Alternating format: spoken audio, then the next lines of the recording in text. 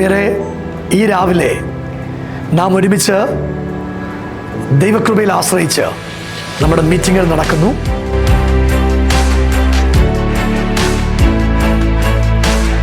ജീവിതത്തിനകത്ത് എല്ലാം തീർന്നുപോയി എന്ന് വിചാരിച്ച് കഴിഞ്ഞിരുന്ന നിരവധി ആളുകളെ കർത്താവ് വിടുവിച്ചിട്ടുണ്ട്.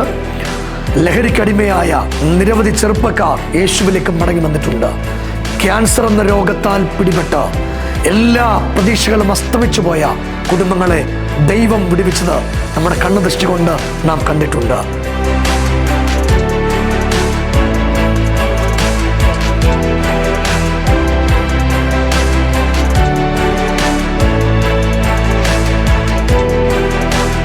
Elohim global worship centre Pathanamthitta Omallur Kurisumoodu junction സമീപം അഞ്ജലി ഓഡിറ്റോറിയത്തിൽ വെച്ച് ആരാധന നടത്തപ്പെടുന്നു.